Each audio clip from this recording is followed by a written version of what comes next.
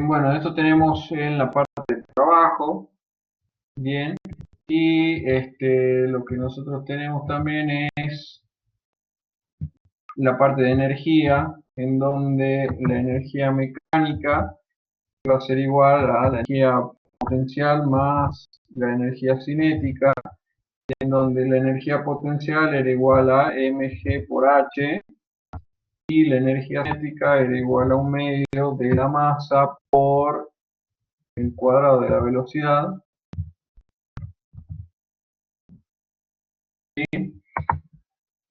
Tenemos estas ecuaciones que nos dan el trabajo y la energía. Luego, bueno, todo esto se mide en joules.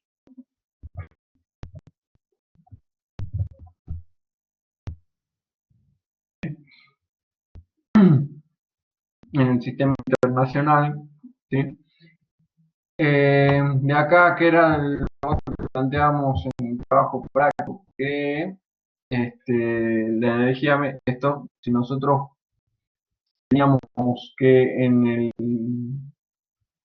el sistema solo actuaban fuerzas conservativas, entonces la energía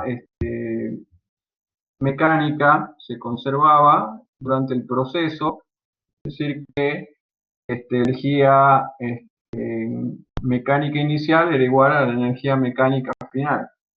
Si es que por esas casualidades se llegaba a dar que no había una conservación de la energía porque estaban actuando fuerzas no conservativas como la del rozamiento, entonces es que la diferencia o el delta de energía mecánica, ¿sí?, era igual a el trabajo de las fuerzas no conservativas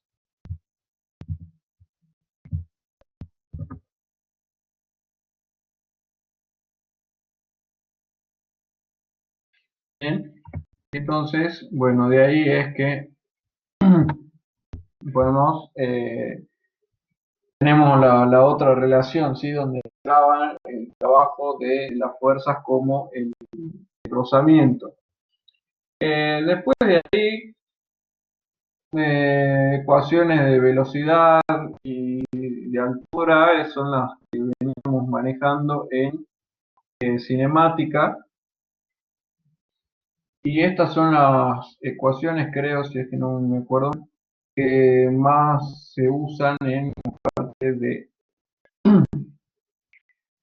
de trabajo y energía. A ver, me voy a fijar en el práctico si es que hay algo más. Me parece que no.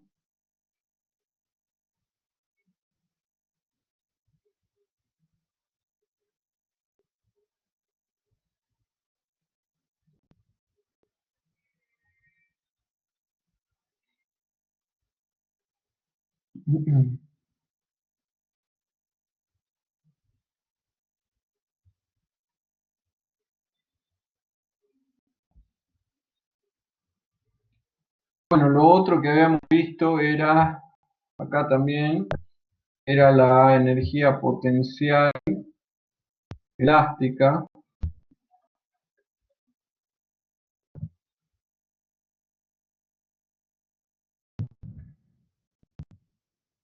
Esto era un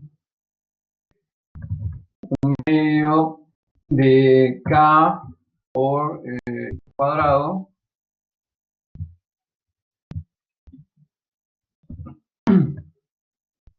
Y esa era la energía potencial elástica que me estaba olvidando de este tema.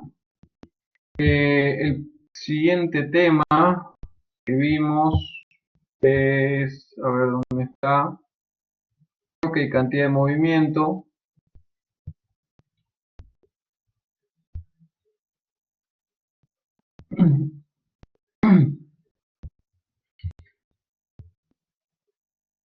Entonces ahí habíamos visto lo que era el momento lineal, que era la masa por la velocidad, ¿sí?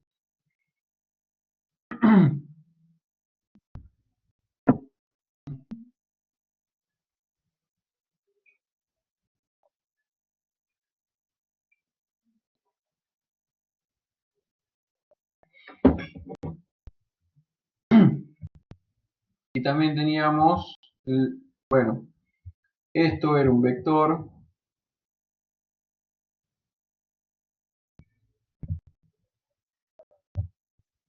Bien, y acá también teníamos otro vector.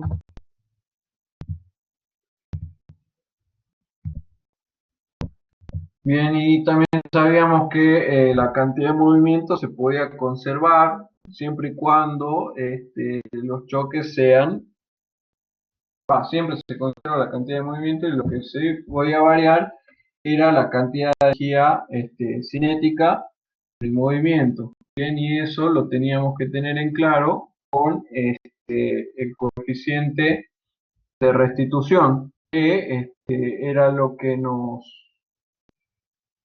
definía el coeficiente de restitución K. Era una relación entre velocidades,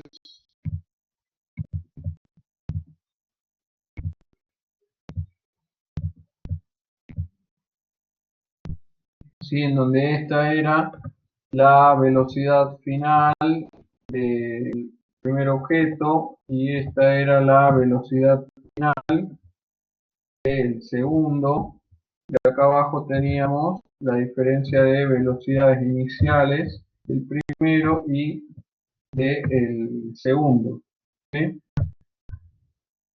Del segundo objeto que estaba en el sistema. Bien, tenemos el primer objeto y el otro es el que está chocando. Bien, y entonces de acá teníamos que ver si esto era igual a cero o mayor que cero, ¿sí? Si era mayor o igual que cero. Entonces de ahí, o igual a 1 también, y entonces ahí podíamos ver si era un choque elástico, si era un choque plástico o si era totalmente plástico. Bien, bueno, con eso podíamos ver qué tipo de choque teníamos y también teníamos que usar la ecuación de la energía cinética.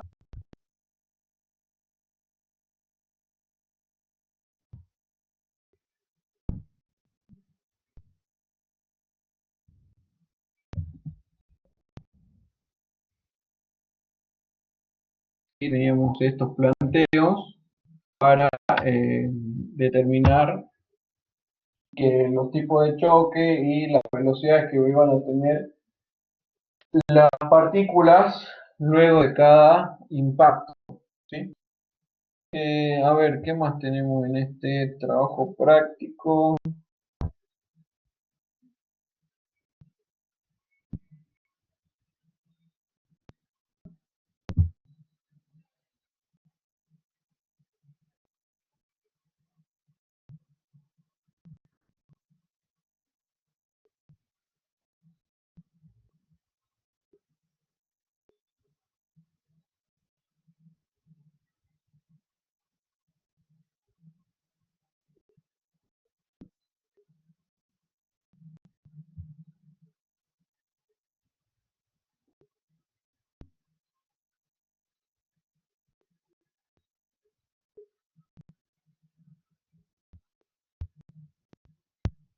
Acá también teníamos el vector J,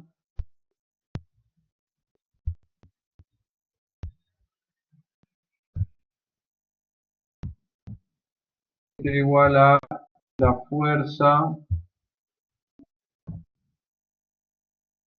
multiplicada por el tiempo, ¿sí? En el cual está actuando la fuerza esa, y entonces esto lo llamábamos impulso, ¿sí? Y bueno, este, ay, se me fue. Para vincular la cantidad de movimiento con impulso, ¿sí? Lo podríamos llegar a vincular. Y después de acá hay algo que había visto recién, que no me acuerdo qué era. Ah,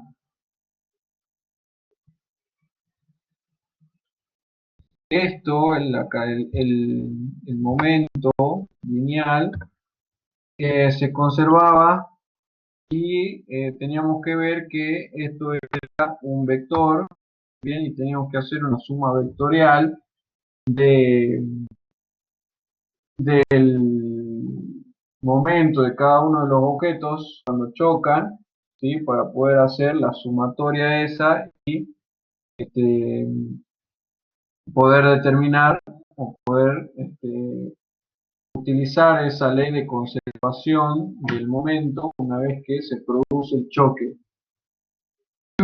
Bien, eso con respecto a que tiene movimiento y luego teníamos el práctico número 7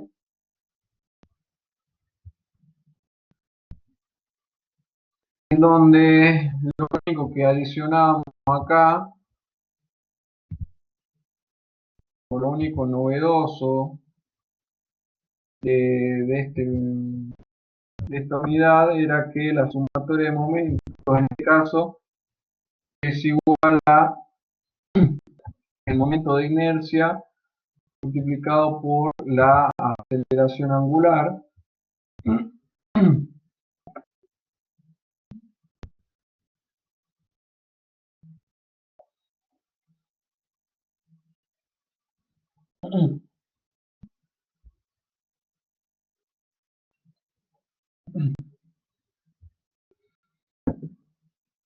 Y después de acá usábamos todas las ecuaciones que ya teníamos de la parte de cinemática, de dinámica, y de cinemática rotacional también.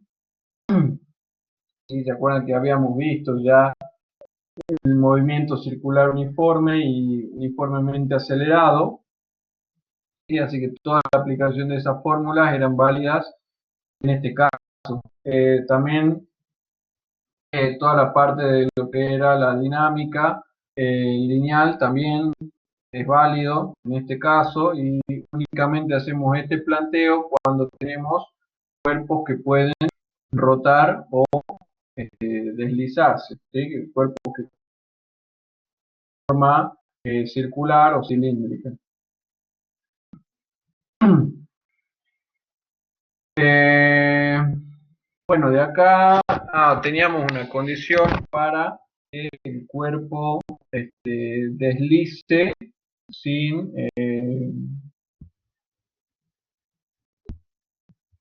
no, rote sin deslizar, bien, entonces teníamos, no se ve bien, ¿qué es lo que no se ve bien?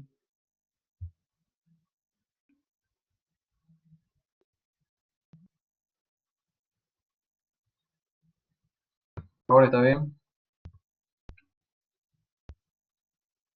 No, bueno.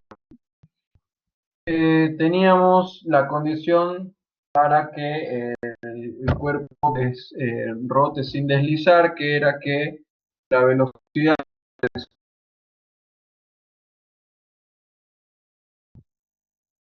tenía que ser igual a la velocidad angular omega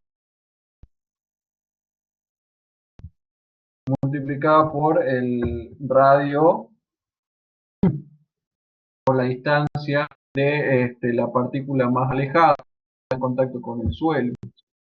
Entonces teníamos esta condición de rotación sin deslizamiento del cuerpo que va rodando. Bueno, todas las ya tenía cinemática dinámica, como ya les dije, y creo que eso era lo único en este caso. Bueno, cada uno de los cuerpos tiene su propio momento de inercia, ¿sí? Así que eso lo tendrían que o buscar o acordarse cómo se calcula para cada uno de los cuerpos, ¿sí? Y por último, lo que nosotros teníamos era la parte de la introducción a mecánica de fluidos, en donde teníamos unas cuantas ecuaciones. Lo primero que nosotros habíamos visto era que la presión en un punto, ¿sí? Si cuando estamos bajo un líquido, digo, en la masa de un líquido, la presión en el punto va a ser igual a la presión que yo tenga en el punto donde comienza el líquido, es decir, en la superficie libre, la presión en ese punto, y a esto le tenemos que sumar la densidad en ρ por la gravedad por la altura que hay entre la altura vertical que hay entre el punto A y el punto B, ¿sí? Bueno, esto lo pongo un poco más separado porque es de otro tema. Bien. ¿Qué otra ecuación teníamos en mecánica de los fluidos? Teníamos la ecuación, a ver si no me acuerdo mal, tenemos esto. Bueno, el empuje iba a ser igual a el peso del fluido desplazado, y esto siempre va hacia arriba, es decir, el peso era ρ por G por el volumen desplazado,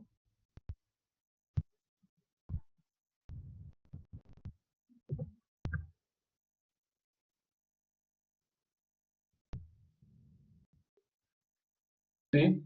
Es el empuje, y esto era una fuerza que iba siempre hacia arriba.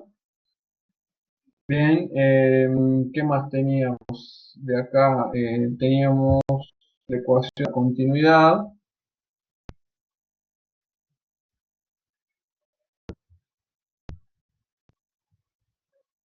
La ecuación de la continuidad nos dice que el caudal, que no me acuerdo con qué letra lo tenían ustedes,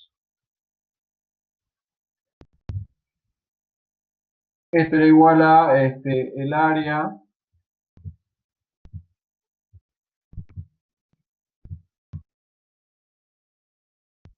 de 1 por la velocidad 1, ¿sí? El área por la velocidad en esa sección, o en el práctico con G.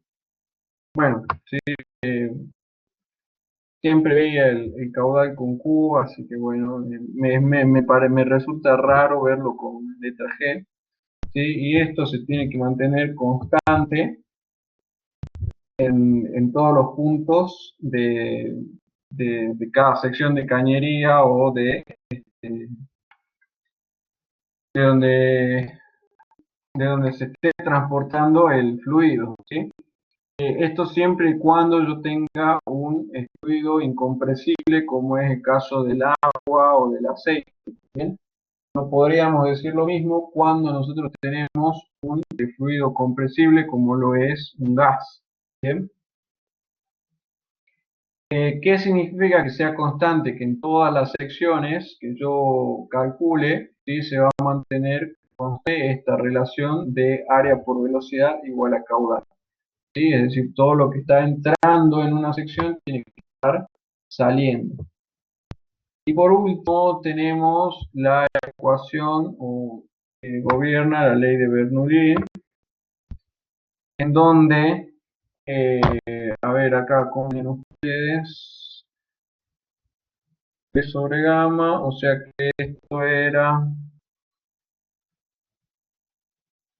la presión más,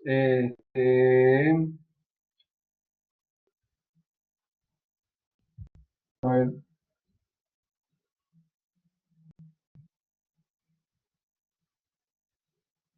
más la altura en el punto multiplicada por el ρ por G,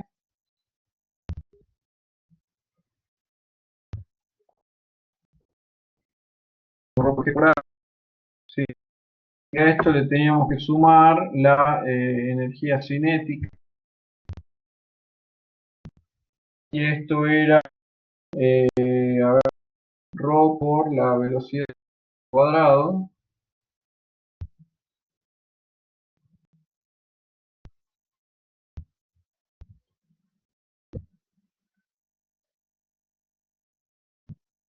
y esto dividido en dos.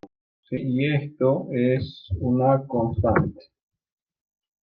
Bien, creo que así la tenían ustedes a la ecuación de Bernoulli, bien, en donde esto era la energía debido a la presión, esto debido a la altura del líquido, bien, y esto, la energía potencial, ¿sí? Y esto era la energía cinética, y entonces esto era la conservación de la energía en un líquido, y esto es conservación de la masa en la conducción de un líquido, ¿bien? Y creo que esas son las ecuaciones que teníamos para cada tema, pero no son más que eso, así es que no me estoy olvidando de nada.